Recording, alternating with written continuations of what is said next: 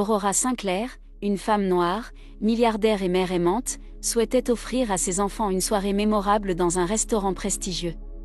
Habillée d'une élégante robe bleue choisie par son fils Noah, 16 ans, et sa fille Chloé, 10 ans, elle se dirigea vers l'établissement avec enthousiasme. Dès leur arrivée, une atmosphère pesante se fit sentir. Les regards furtifs, les murmures à peine dissimulés. Quelque chose n'allait pas déterminer.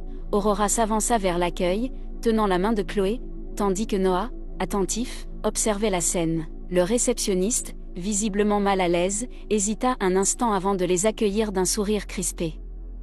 Lorsqu'Aurora annonça sa réservation, il feignit de chercher dans son système avant de déclarer, d'un ton sec, « Je suis désolé, mais votre réservation n'apparaît pas dans notre base. » Calme mais ferme, Aurora insista, « C'est impossible, j'ai confirmé hier. » Après un regard rapide vers une liste à côté de lui, il lâcha enfin, hésitant, « Malheureusement, nous sommes complets ce soir, pour des personnes comme vous. » Noah, outré, balaya la salle du regard.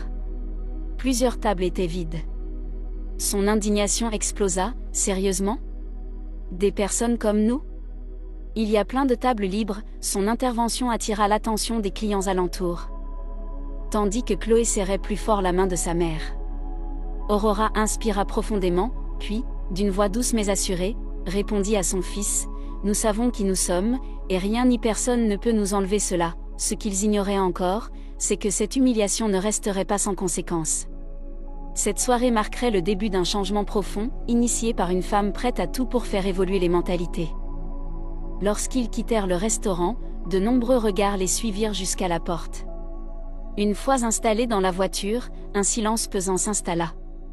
Noah, les bras croisés, fixait l'extérieur, le visage fermé, tandis que Chloé, nerveuse, jouait avec ses doigts. Après quelques instants, Noah éclata, « C'est insensé, maman.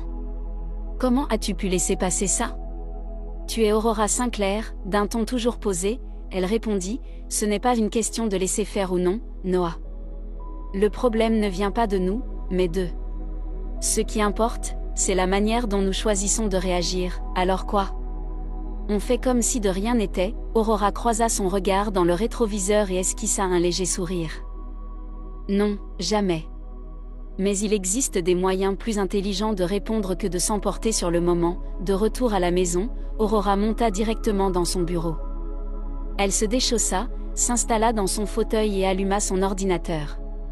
Plonger dans le travail lui permettrait d'éviter que le poids de la soirée ne l'accable complètement. Rapidement, elle découvrit un détail intéressant, la maison Élégance traversait une période difficile. Endetté, manquant de clients, l'établissement faisait l'objet de rumeurs de fermeture imminente. Les heures passèrent alors qu'elle épluchait les rapports financiers, les anciens articles de presse et les avis de clients.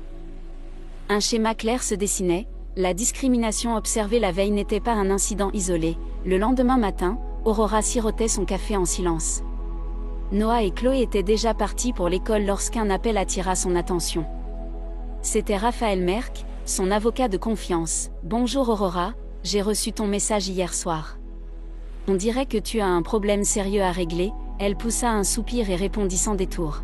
« Oui, et j'ai besoin de ton aide. » Quelques heures plus tard, Raphaël arriva à son bureau. Comme toujours, il était ponctuel et impeccablement habillé. Aurora ne perdit pas de temps, « Ce qui s'est passé hier est inacceptable, pas seulement pour moi, mais surtout pour mes enfants. » Chloé m'a regardé et m'a demandé, « Maman, ils ne veulent pas qu'on reste, n'est-ce pas ? » Tu sais ce que ça fait d'entendre ça ? Raphaël hocha la tête, visiblement touché. « Que veux-tu faire ?» Aurora fixa son avocat avec détermination. « Je veux acheter ce restaurant. Et plus encore, je veux exposer leurs pratiques. Comprendre comment ils choisissent qui a le droit d'entrer. Et qui n'en a pas. » Raphaël garda le silence un instant. Il connaissait la détermination d'Aurora, mais cette décision dépassait de loin une simple affaire. « Tu es sûr de toi ?» demanda-t-il finalement. Il la regarda avec gravité avant d'ajouter, « Si tu te lances là-dedans, tu risques de découvrir des choses qui pourraient te peser. Acheter un restaurant, ce n'est pas juste une question d'argent. Cela va exiger du temps, de l'énergie. Et ils ne te faciliteront pas la tâche. » Aurora s'appuya légèrement en avant sur son fauteuil. « Si je ne le fais pas, qui le fera ?» Après un instant d'hésitation, Raphaël hocha la tête. « Très bien. Par où commence-t-on ?» Elle lui expliqua alors son plan. Raphaël devait s'infiltrer dans le restaurant en se faisant passer pour un employé afin d'en comprendre le fonctionnement de l'intérieur. Elle savait que c'était une demande risquée, mais Raphaël était le seul en qui elle avait une confiance absolue. « Tu veux que je devienne serveur ?» demanda-t-il, sceptique. « Je veux que tu sois mes yeux et mes oreilles. J'ai besoin de preuves, et tu es le seul à qui je peux confier cette mission. » Il poussa un soupir, mais finit par accepter. « D'accord. Je vais trouver un moyen de me faire embaucher. » Pendant que Raphaël se préparait pour son infiltration, Aurora poursuivait son enquête sur l'achat du restaurant. Elle contacta des agents immobiliers et des investisseurs influents, cherchant à en savoir plus sur les propriétaires des maisons élégances. Pourtant, chaque tentative d'achat se heurtait à des réponses évasives. C'est lors d'un de ces appels qu'un nom inattendu fut mentionné, Léopold Vanderbilt. Aurora sentit son estomac se nouer. Léopold n'était autre que son ancien beau-père, un homme puissant et redoutable qui n'avait jamais accepté son mariage avec son fils, Liam. Depuis la disparition de ce dernier, il avait rompu tout contact avec elle et ses enfants. Et voilà qu'il se retrouvait, lui aussi, intéressé par le restaurant. Le lendemain, déterminée à en savoir plus, Aurora prit son téléphone et composa son numéro personnel. « Aurora » fit-il d'une voix froide. « À quoi dois-je l'honneur de cet appel ? Je ne savais pas que tu avais un intérêt pour ce restaurant. Et toi ?» répliqua-t-elle. « Ce n'est pourtant pas le genre d'investissement qui te ressemble. » Léopold laissa échapper un rire bref, dénué de chaleur. « J'ai toujours su reconnaître une affaire prometteuse. Mais la vraie question est, pourquoi t'intéresses-tu autant ? Cela ne te regarde pas, alors nous sommes d'accord, répondit-il sèchement. Mais puisque nous en parlons, autant être clair, peu importe ce que tu fais, ce restaurant sera à moi. Le sang d'Aurora ne fit qu'un tour. Je ne compte pas abandonner, Léopold. Ce restaurant a une valeur bien plus grande que tu ne peux l'imaginer. Si tu crois pouvoir m'intimider, tu te trompes. Il marqua une pause avant de reprendre, plus calme, mais toujours provocateur. J'ai toujours admiré ta ténacité, Aurora. Voyons jusqu'où elle te mènera. L'appel se coupa, mais le poids de cette confrontation restait suspendu dans l'air. Aurora savait que Léopold n'était pas du genre à reculer. Mais elle non plus. De son côté, Raphaël avait réussi à se faire embaucher comme serveur aux maisons élégances. En seulement quelques jours, il avait déjà relevé des irrégularités, des plannings avantageant certains employés, un système de réservation parallèle pour une clientèle privilégiée, plus troublant encore, des conversations entre les managers laissant entendre que des critères bien précis définissaient quels clients méritaient d'être servis, et ce n'était que le début. Raphaël surprit un manager déclarer la veille au soir, « Cette famille n'avait rien à faire ici, je l'ai su dès l'heure. Arrivé. Heureusement qu'ils sont partis avant de mettre les autres mal à l'aise. » Il nota ces paroles avec précaution, conscient d'être face à une situation plus grave qu'il ne l'avait d'abord imaginée. Pendant ce temps, Aurora attendait des nouvelles, déterminée à affronter l'épreuve que Léopold venait de placer sur son chemin. Depuis que le nom de Léopold Vanderbilt avait ressurgi dans sa vie, elle sentait le poids du passé peser sur elle. Pourtant, cette fois, elle refusait de reculer. Il était puissant, influent, et même impitoyable, mais elle possédait quelque chose qu'il n'avait jamais eu, la volonté de se battre pour une cause qui dépassait sa propre existence. L'après-midi marqua enfin leur rencontre, prévue dans une salle de réunion neutre. Conformément aux exigences de leurs avocats respectifs. Léopold arriva en premier, toujours empreint de cette prestance écrasante qu'elle connaissait trop bien. Son costume était impeccable, mais son regard froid restait inchangé. « Aurora » lança-t-il d'une voix mesurée. « N'est-ce pas étrange comme tu trouves toujours une façon de te dresser sur mon chemin ?» Elle le fixa droit dans les yeux avant de répondre. « Ce n'est pas une coïncidence, Léopold. C'est intentionnel. Surtout quand tu t'immisces dans des affaires qui ne te concernent en rien. » Il laissa échapper un rire bref, dénué de toute chaleur. « Et qu'est-ce qui te concerne exactement ? Ce restaurant ? Ne sois pas naïve. Tout le monde sait que tu ne cherches pas un simple investissement. Ce que tu veux, c'est une revanche. » Aurora croisa les bras, luttant contre la colère qui montait en elle. « Une revanche ? C'est ce que tu crois ? Il ne s'agit pas de vengeance, mais de justice. Ce restaurant est le symbole de ce que mes enfants et moi avons vécu cette nuit-là. Tu sais ce que ça fait, Léopold, d'avoir une fillette de 10 ans qui te demande pourquoi elle n'est pas la bienvenue ?» Léopold se pencha légèrement en avant, posant ses coudes sur la table. « Non, je ne sais pas, répondit-il d'une voix basse, chargée de venin. Mais moi, j'ai perdu mon fils à cause de tes choix, Aurora. C'est toi qui l'as poussé sur cette voie. Le sol sembla vaciller sous ses pieds. De quoi parles-tu, mon fils, Liam? Léopold serra les lèvres avant de poursuivre. S'il n'avait jamais croisé ta route, il serait toujours là. Mais il t'a choisi, toi. Une femme noire qui n'aurait jamais dû entrer dans notre famille. Ces mots tombèrent comme un coup près. Aurora savait que Léopold ne l'avait jamais accepté, mais entendre une telle cruauté aussi directement lui serra le cœur. Je savais que tu ne m'aimais pas, Léopold, dit-elle d'une voix douce. Mais jamais je n'aurais imaginé que tu puisses être aussi cruel. Liam est mort parce qu'il était humain, pas parce qu'il m'aimait. Il la fixa avec dureté avant de lâcher. Il est mort parce qu'il a choisi une vie semée d'embûches. Tout comme toi, Aurora. Tu n'as jamais su le protéger. Et tu ne pourras pas protéger tes enfants. Aurora sentit son cœur s'accélérer. Ne t'avise pas de parler de mes enfants, Léopold. Ils sont bien plus forts que tu ne le seras jamais. Contrairement à toi, je n'ai pas besoin de murs pour me cacher. J'affronte les épreuves de face. Léopold eut un rire bref, sans véritable amusement. Et que cherches-tu à prouver avec tout ça? Acheter le restaurant? Démontrer ta résilience avec un beau discours?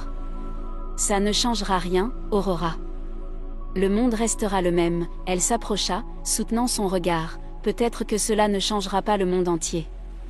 Mais cela fera la différence pour ceux qui franchiront la porte de ce restaurant. Pour ceux qui entendront cette histoire. Et surtout, pour mes enfants. Ils sauront que leur mère n'a jamais baissé les bras. Léopold ne répondit pas immédiatement. Pour la première fois depuis le début de la conversation, il semblait mal à l'aise.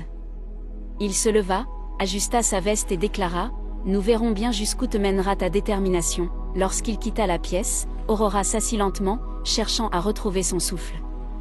Elle tremblait, mais ce n'était ni la peur ni le doute. C'était une colère froide, mêlée à une profonde tristesse. Ses pensées allèrent immédiatement à ses enfants. Ils étaient sa raison de se battre, et elle refusait de laisser quiconque, pas même Léopold, anéantir ce qu'elle construisait. Un peu plus tard, Raphaël arriva à son bureau, visiblement fatigué mais déterminé. « Aurora, tu ne vas pas en croire tes oreilles. J'ai découvert que ce restaurant applique une politique d'exclusion déguisée. Ce n'est pas officiel, mais les managers le laissent entendre sans ambiguïté. Certaines personnes ne sont tout simplement pas les bienvenues. » Elle croisa les bras, son regard se durcissant. « C'est bien ce que je craignais. As-tu des preuves? » J'ai enregistré quelques conversations. Ce n'est pas encore suffisant, mais c'est un début. Les employés ont peur de parler. Avec un peu de temps, je pourrais creuser davantage. Aurora savait pourtant qu'elle ne pouvait pas se permettre d'attendre. Elle devait agir vite. Il était près de 23 heures lorsqu'elle raccrocha enfin le téléphone. À l'autre bout du fil, Daniel Moreau, le principal propriétaire du restaurant Maison Élégance, venait de céder à la pression. Elle avait réussi. Le restaurant allait lui appartenir, mais cette victoire ne lui apporta aucun répit. Les négociations avaient été âpres, Daniel étant un homme d'affaires expérimenté, bien conscient de la valeur de son établissement malgré ses difficultés financières. Heureusement, les preuves rassemblées par Raphaël avaient pesé lourd dans la balance. Aurora inspira profondément. Elle avait franchi une étape cruciale. Mais la bataille ne faisait que commencer. Aurora avait réuni des enregistrements et des témoignages d'employés prouvant sans équivoque les pratiques discriminatoires qui régnaient au sein du restaurant. Ces éléments suffisaient largement à ternir la réputation de l'établissement si elle décidait de les rendre publics. « Je ne veux pas détruire ton entreprise, Daniel », lui avait-elle confié lors d'une réunion. « Mais je ne peux pas non plus laisser ces pratiques perdurer. Nous savons tous les deux qu'elles sont injustes et illégales. Je te laisse une chance de faire ce qu'il faut. » Daniel avait longuement hésité. Il savait que si Aurora révélait ses preuves aux médias, le restaurant ne s'en relèverait pas. Mais surtout, il devait reconnaître qu'elle avait raison. Après une lutte intérieure, il se résigna et accepta de vendre. « D'accord, Aurora. Le Maison Élégance est à toi. Mais sois honnête avec toi-même, ces établissements ne changent pas si facilement. » Aurora planta son regard dans le sien, déterminée. « Je n'ai pas l'intention de maintenir le même restaurant, Daniel. Je vais en faire quelque chose de complètement nouveau. » Comme elle l'avait anticipé, Léopold réagit avec mépris en apprenant la nouvelle. Il ne tenta pas de la contacter, ne laissa aucun message et disparut simplement du tableau. Aurora savait qu'elle venait probablement de tourner la page sur cette rivalité. Pourtant, certaines paroles échangées lors de leur dernier affrontement résonnaient encore dans son esprit. Les jours suivants, elle se consacra entièrement à la transformation du Maison Élégance, qu'elle rebaptisa The Radiance. Ce nouveau nom représentait parfaitement sa vision, un lieu chaleureux, inclusif, où chaque client se sentirait accueilli et respecté. Les premières étapes du projet furent structurelles. Elle fit appel à une équipe d'architectes et de designers pour réimaginer l'espace. Elle souhaitait un cadre moins rigide, plus ouvert et vibrant. L'élégance serait toujours au rendez-vous, mais sans cette austérité qui mettait certains clients mal à l'aise dès qu'ils franchissaient la porte. Chaque détail fut pensé pour instaurer une atmosphère accueillante et bienveillante. Aurora s'était donné pour mission de bâtir une toute nouvelle équipe, prenant soin d'interviewer personnellement chaque candidat. Elle était déterminée à faire de The Radiance un lieu où la diversité serait non seulement acceptée, mais véritablement célébrée. Lors d'un entretien, elle rencontra Leila, une jeune chef talentueuse qui avait été écartée de nombreuses cuisines prestigieuses simplement parce qu'elle ne correspondait pas aux standards traditionnels. On m'a dit que je n'avais pas l'apparence requise pour travailler dans un restaurant haut de gamme, confia Leila, mêlant tristesse et frustration. Aurora lui adressa un sourire bienveillant. Leila, ici, seul ton talent et ta passion comptent. Montre-moi ce dont tu es capable. Rapidement, l'équipe devint le cœur battant du projet. Chaque membre avait son propre parcours, marqué par des épreuves, mais tous partageaient le même objectif, transformer The Radiance en un restaurant unique. Le jour de l'ouverture, Aurora oscillait entre nervosité et fierté. L'inauguration avait été pensée pour être accueillante et accessible à tous, sans liste d'invités exclusives ni élitisme. Elle se tint à l'entrée, saluant chaleureusement chaque client. À l'intérieur, l'atmosphère contrastait radicalement avec celle des soirées guindées qu'elle avait autrefois connues. Les tables accueillaient des personnes de tous horizons, et l'espace résonnait de rires et de conversations animées. Noah et Chloé, ses enfants, étaient installés près de la cuisine. Noah, longtemps révolté par les injustices que sa mère avait subies, semblait enfin comprendre la portée de son combat. Il lui adressa un sourire empli de fierté. « Tu as réussi, maman. » « C'est incroyable. » Chloé, émerveillée, ajouta, « C'est si beau ici. » Tout le monde a l'air heureux. Aurora s'agenouilla devant eux et murmura, « Ce lieu est pour vous, et pour tous ceux qui se sont déjà sentis rejetés. Souvenez-vous toujours, personne ne peut vous empêcher d'être à votre place. » Le succès de l'inauguration ne fut que le début. The Radiance attira rapidement l'attention, non seulement pour l'excellence de sa cuisine et de son service, mais aussi pour le message puissant qu'il portait. Les critiques saluèrent la transformation du lieu, et Aurora reçut des appels d'autres restaurateurs désireux de suivre son exemple. Soudain, des éclats de rire s'élevèrent de la cuisine. Aurora tourna la tête et vit Leila et son équipe célébrer cette première victoire. Elle s'approcha d'eux en souriant, consciente que cette aventure ne faisait que commencer. Cette histoire nous rappelle que les plus grands changements naissent souvent des épreuves les plus difficiles. Aurora a su transformer l'exclusion en un combat pour la justice et l'inclusion. Et vous, avez-vous déjà vécu une expérience qui vous a poussé à faire la différence? Partagez votre histoire en commentaire et aidons ensemble à inspirer encore plus de monde. N'oubliez pas d'aimer et de partager cette vidéo pour diffuser des messages de courage et de transformation.